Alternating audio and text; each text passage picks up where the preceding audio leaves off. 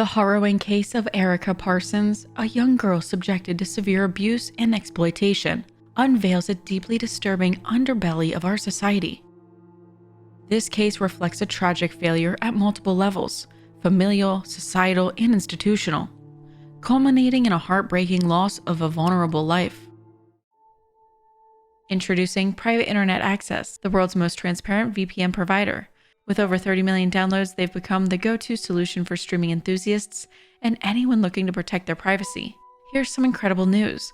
By using the link provided, you can enjoy an exclusive 83% discount on Private Internet Access. For just $2.03 a month, you can unlock a world of entertainment.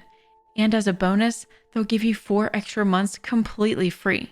Private Internet Access is available on all major platforms. Stream your favorite content on your preferred device. Your one subscription is capable of protecting an unlimited amount of devices at the same time.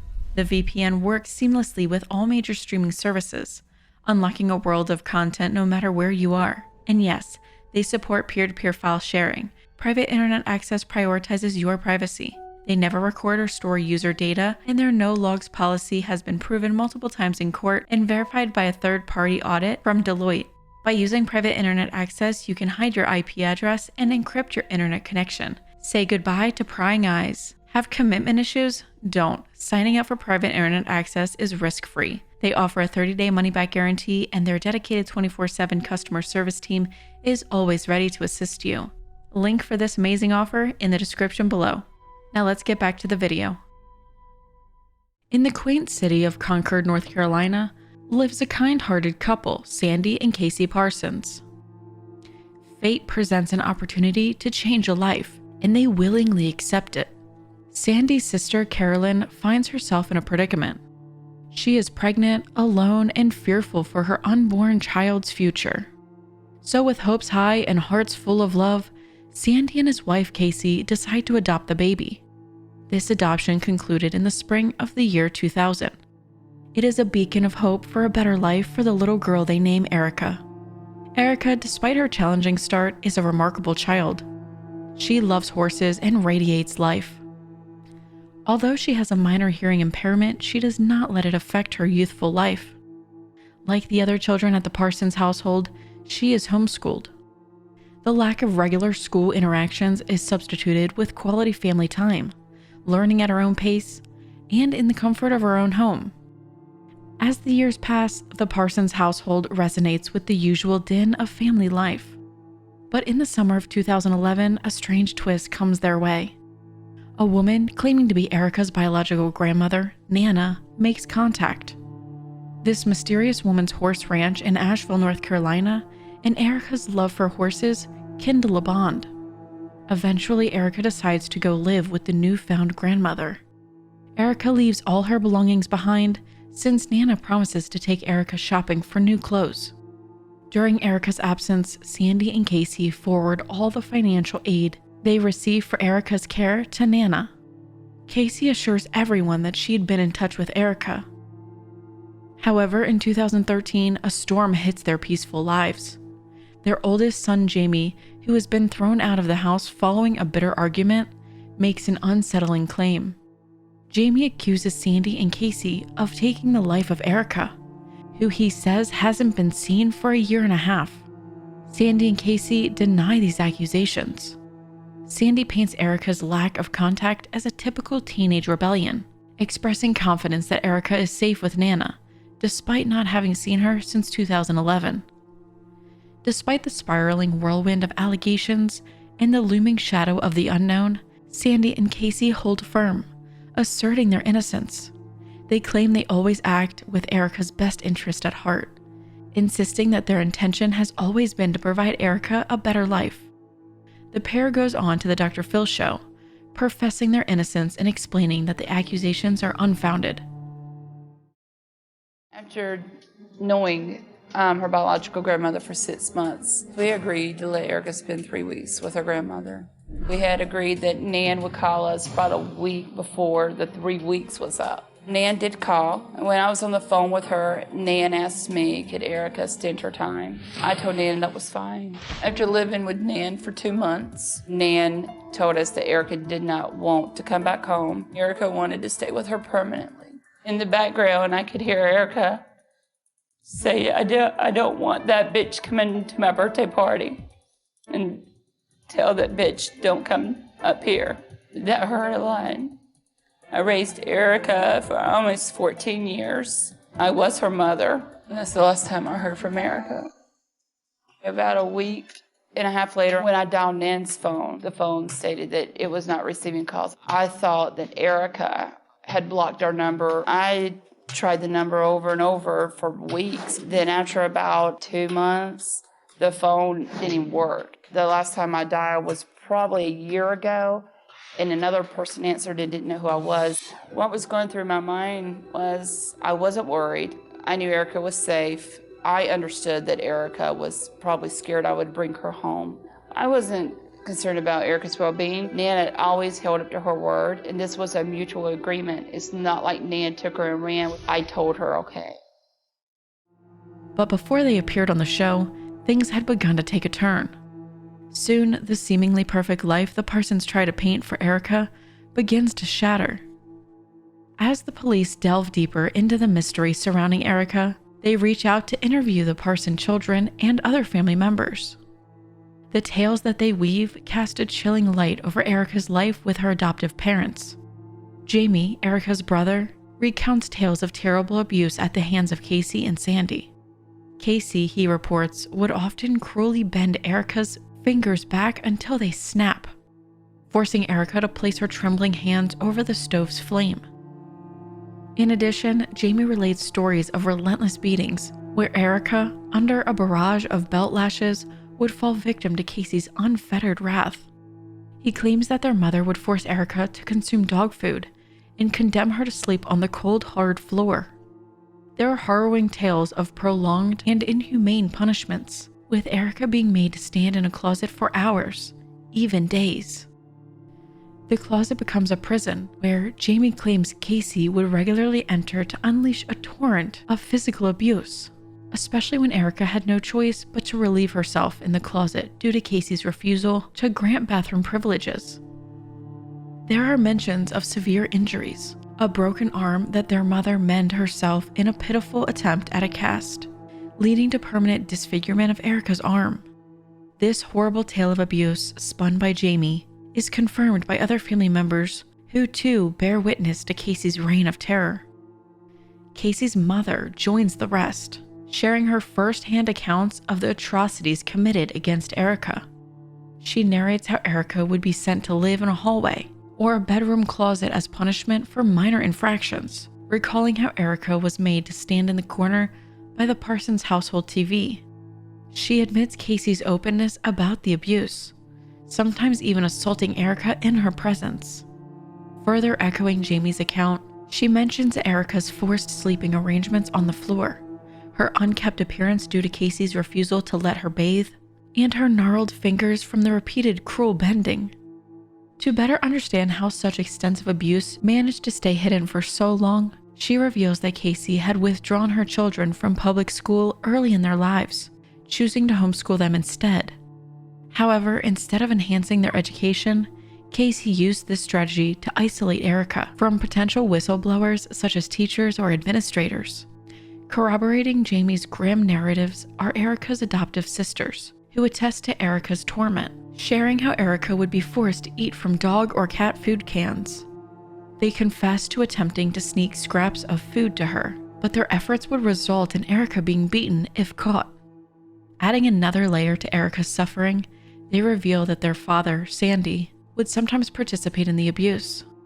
While Casey was the primary aggressor, Sandy would deliver vicious blows to Erica's face and head, escalating the torment with verbal and psychological abuse. This flood of testimonies all point to a harrowing last day for Erica on December 17, 2011.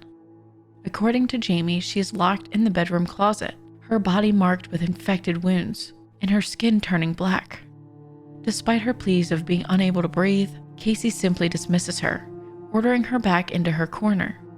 Faced with mounting testimonies of Erica's abuse, police conduct a third interview with Casey. She confesses to bending Erica's fingers back and the home incident of her arm being broken, but dismisses them. She also admits to having choked Erica, albeit briefly, rationalizing it as a regrettable, stupid choice. Soon after, the couple seek legal counsel and, in an audacious move, make their appearance on the Dr. Phil show, seemingly under the illusion that a public appearance would clear their names. During their television appearance, the couple's move seems to backfire, as the production team and Dr. Phil himself extensively research the claims and facts of the case. They find no evidence supporting the existence of the supposed grandmother Erica is said to have been living with. They arrive at the same conclusion that the real Irene Goodman had passed away before Erica allegedly went to live with her in Asheville. The Parsons couple maintains their narrative of Erica being a rebellious teenager who will reach out to them eventually. Okay, so you're saying that this woman knew a lot about y'all. Yes. But Dad, what did you know about her? I just knew what my wife told me, because she made all the decision with the kids. I always worked and everything, and if it was okay with my wife, then it was okay with me. Was it okay when your daughter, you didn't hear from her for a year and a half? Well, I thought she was just being a rebellious teenager. Well, no, I understand. I understand rebellious teens, but was it okay with you as her father to not hear from her for a year and a half? Well, it upset me, yes. I mean, did you miss her? Yes, I miss her. Did you I miss still her? Miss her. Did you ever want to say, look, you need to come home. You're our daughter. You're our responsibility. We love you. You're our family. You need to be here with us. I'm not just going to turn you over to some lady at McDonald's and not ever see you again. I said that many a times, many times. But the thing is that to bring Erica back, that was, everybody in my family would even say that's selfish on your part because she's happy now. She's with Nan. She's having a very good life. She's loving what she's got, and you can't give her what we got told over and over. We had too many kids, and we could not give her what Nan could give her. Both of you said in the tape that you have no doubt that she's fine and that you're not worried about her at all. Is that true even now, today, as we sit here now? Are you not worried about Erica? I do not understand why Nan act like she cared enough about our whole family, just not Erica, that she doesn't get on the phone and call and let us know where they're at, so this stuff would stop. And that makes me wonder about Nan. Why would she let us go through all this stuff when we... Well, do you believe that she's the biological grandmother? Yes, I do. Because there are family members that say biological grandmother is dead. They do not know her. That's the detectives that have said that. Well, but they're saying that this woman is dead. No, they also told me that her half-sister was dead, and it was proven that she wasn't. But what I'm trying to get across, I think what people want to understand is you're thinking, so you talk to on the phone and or the internet, Yes. a woman for a couple of months, then you meet her at a McDonald's and let your daughter go off with her. Now, I have to tell you, that to me is shocking. That to me is shocking. But that aside, and I understand how you could be disarmed. She knows a lot about you. She knows your family. She knows everybody's names. I mean, she got some connection, right? Or she couldn't know all that stuff. I get that.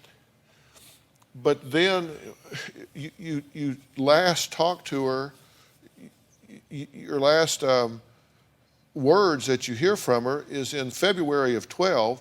Your last words you hear out of Erica's mouth is February of 2012, and not ever again.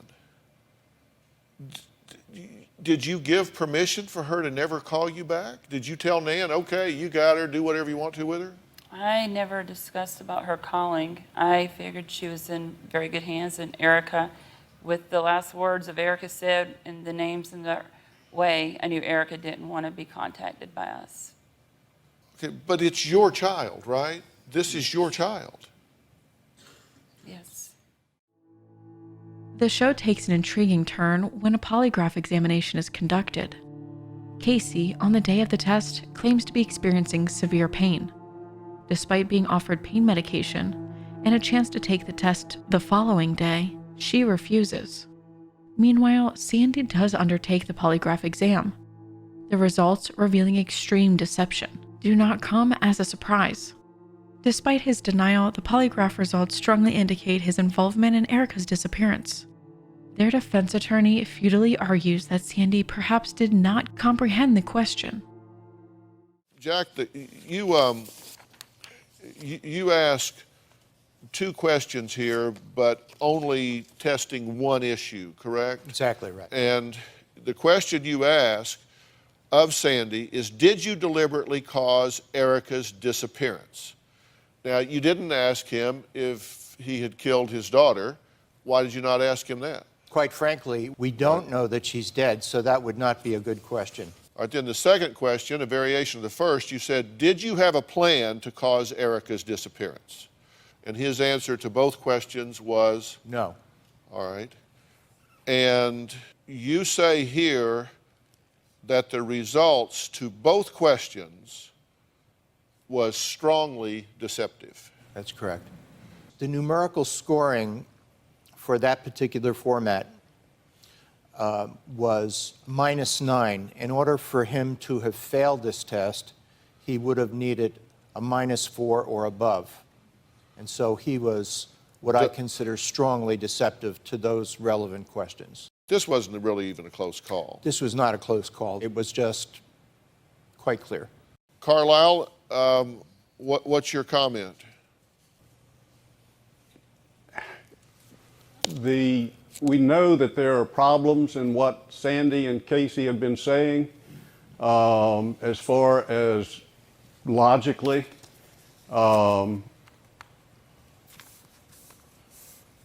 I don't know if he misinterpreted the question as far as the fact that they did, in fact, deliver her, and she's gone now. After their appearance on the Dr. Phil show, the Parsons couple returns to North Carolina, where law enforcement officials armed with a search warrant are waiting. The search of their home uncovers further evidence to solidify the allegations against them. Erica's belongings, exactly where the couple claimed they were during their first round of interviews, are found intact. The shocking discovery, however, is made in the bedroom closet. Large, ominous bloodstains are found ingrained into the carpet of the closet. DNA analysis of samples taken confirms the presence of Erica's, Casey's, and Sandy's DNA. Additional bloodstains are found on the bedroom wall, although the primary source of these cannot be determined. Although there is no definitive smoking gun, the cumulative evidence significantly validates the testimonies of abuse given by family members. Consequently, the U.S. Attorney's Office decides to pursue criminal charges, while the state police continue their investigation into Erica's disappearance. Given that the Parsons couple continued to receive federal adoption benefits, health care, and food stamps for a child no longer in their custody, the federal government decides to bring them to justice for what they can undeniably prove. The search of the house and the troubling discoveries made within serve to further entrench the grave allegations against them. Casey and Sandy's horrific crimes against Erica shake the entire nation. Their cruel neglect, manipulation, and ultimately the act of taking Erica's life are monstrous actions that result in irreversible damage. The pair leverage their manipulation skills to defraud countless individuals and the system. After a lengthy and exhaustive investigation, the Parsons couple are now facing the legal consequences of their actions. The proceedings shed light on the shocking extent of their misconduct, providing the community with some semblance of closure and justice. On July 30th, 2014, Sandy and Casey are arrested on federal fraud charges in Fayetteville. They are found to have continued cashing monthly checks of $634 for adoption assistance even after Erica no longer lives with them. They also continue to claim Erica on their taxes. Casey pleads guilty to 15 charges, while Sandy opts for a trial, with a jury finding him guilty on most charges in October 2014. During a federal court sentencing hearing in February 2015, further testimonies are heard about the abuse Erica suffers at the hands of the Parsons family. Prosecutors lay out additional evidence suggesting a pattern of deceit, manipulating others for personal gain, and scams allegedly orchestrated by Casey. One of the most disturbing incidents involves Casey being hired as a surrogate mother. After being pregnant, she receives a significant payment of $10,000 for her services. The trusting intended mother is then devastated when Casey informs her of a supposed miscarriage. However, suspicions arise as Casey refuses to provide medical records to substantiate her claim. Casey then changes her contact information, obstructing further inquiries from the intended mother. These actions raise red flags, suggesting that the miscarriage claim might be a cruel fabrication.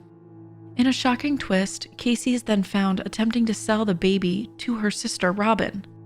This disturbing plot reveals a calculated attempt to profit off the intended mother's loss, exposing a degree of deceit that is nothing short of evil. Another scam detailed by the prosecutors involves fraudulent activities on the popular online marketplace eBay. Casey is found to be listing items for sale, accepting payments from hopeful buyers, but failing to deliver the purchased items. Buyers are left frustrated and out of pocket as they pay for the goods they never receive. This scam paints a picture of Casey as a manipulative individual who unscrupulously takes advantage of others' trust for her own financial benefit. These alleged scams underscore a pattern of deceptive behavior, demonstrating the extent of Casey's manipulative and exploitative tendencies. On March 27, 2015, Casey Parsons is sentenced to 10 years and her husband to 8 years for fraud. The judge suggests that Casey is the main orchestrator behind these events, and although not part of the case, comments on the horrific abuse that Erica endured. As per their plea deals, Casey is sent to Carswell Federal Medical Center in Texas, with a release date set for December 11, 2023, while Sandy is sent to Butner Federal Prison in North Carolina. Casey's 10-year sentence for benefits fraud, followed by a life sentence without parole for first-degree child abuse and abandonment of a corpse, represent her grave betrayal of Erica's trust and the profound harm she inflicts. Even though she expresses regret, her remorse is deemed insincere and self-serving, failing to reflect genuine empathy for her victim. I can't tell you why. I don't know why I did the stuff I did. I'm sorry. Sandy's involvement in these horrific crimes, too, cannot be overlooked. His compliance and silence when faced with Erica's suffering made him complicit. The plea agreement leads to him being sentenced to serve a minimum of 33 years and a maximum of 45 years in a North Carolina state prison for second degree. People may forgive me. I know God has. But I'll never forgive myself. I turned a blind eye. Things Erica was going through. And I failed her as a dad. In 2016, Sandy is temporarily released from federal prison under strict supervision to lead investigators to Erica. Sandy is escorted from prison and driven to a property in Chesterfield County, South Carolina, near a house owned by his family. There he indicates a shallow grave hidden within a heavily wooded area off Blair Hendricks Road. A dog confirms Sandy's location, detecting the scent of human remains at that spot. Within 30 to 45 minutes of this discovery, investigators start uncovering evidence. Bones are unearthed at the scene, a grim testament to Erica's fate. The North Carolina Medical Examiner's Office is called in, and after careful examination, they positively identify the remains as those of Erica Parsons. Could you tell right away something horrible had happened to her?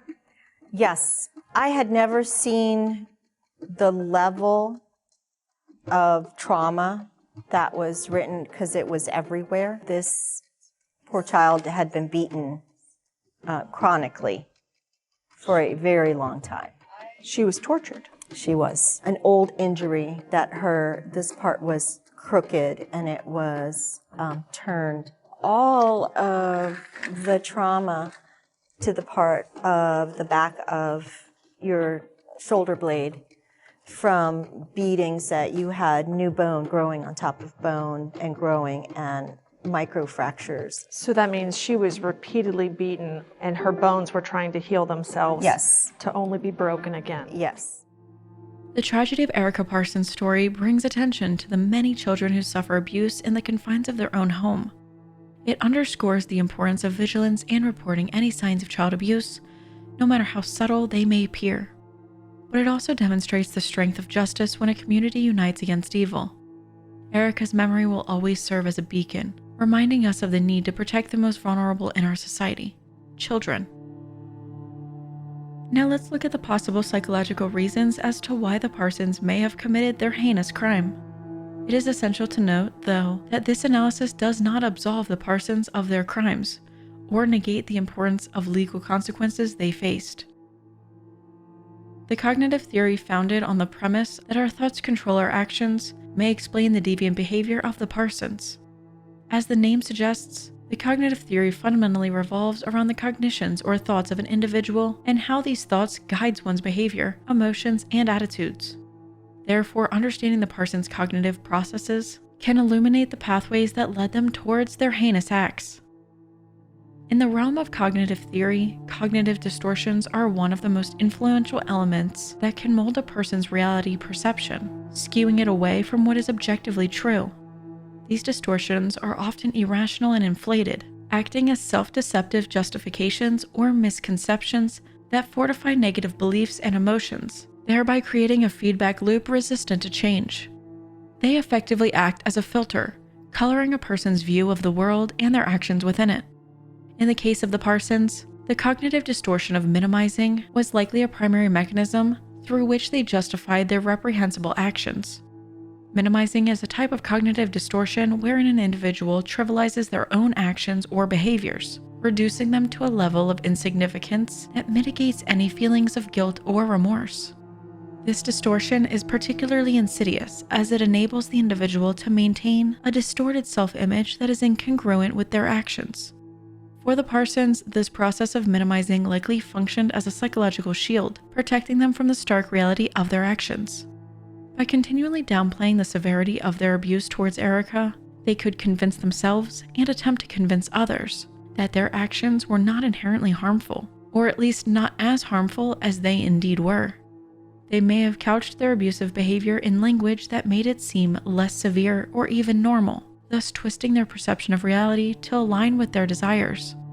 This act of minimizing created a cognitive disconnection between their actions and the inherent human empathy and guilt one would expect in response to such behavior. It allowed them to continue engaging in their harmful behaviors without the emotional backlash that would typically accompany such actions. In effect, minimizing worked as a mental sleight of hand, allowing the Parsons to keep the reality of their abusive actions at arm's length. The reduced emotional impact enabled them to persist in their abusive behavior towards Erica while still maintaining an image of themselves that was palatable to their distorted reality.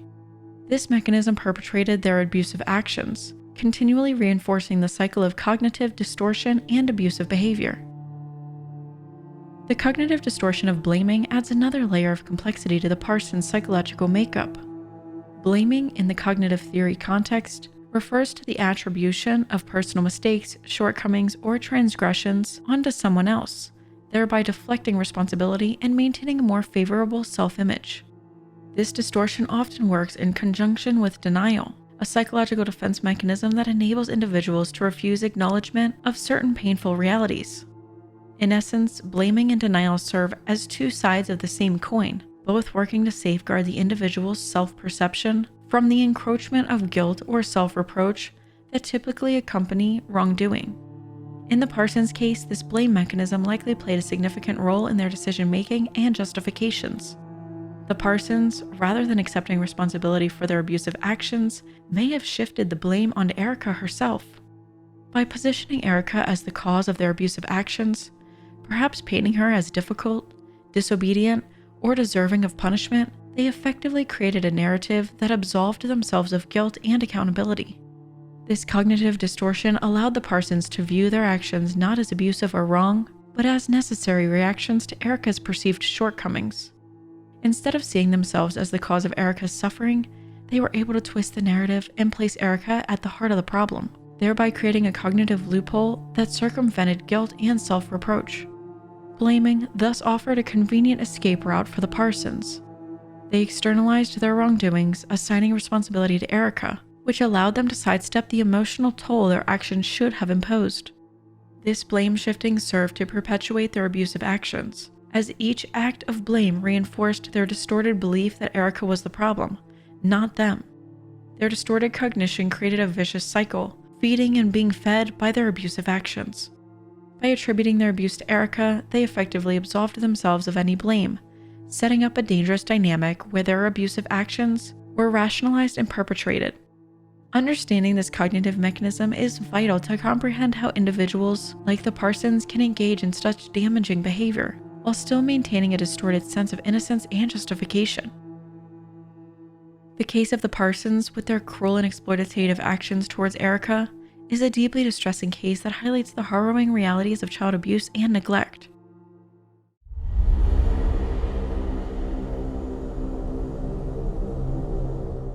Why do you think Casey and Sandy Parsons abused Erica? Why do you think they were able to keep it hidden for so long? We want to give a big thank you to our Patreons: Nexus, Big Pepperoni Pizza, Chrissy R, Catherine D, Tony S, Jennifer S, and Tiffany D. Feel free to join our Patreon today. Link in the description below. Thank you for watching, and join us next time when we explore the psychological maze of some of the most wicked people.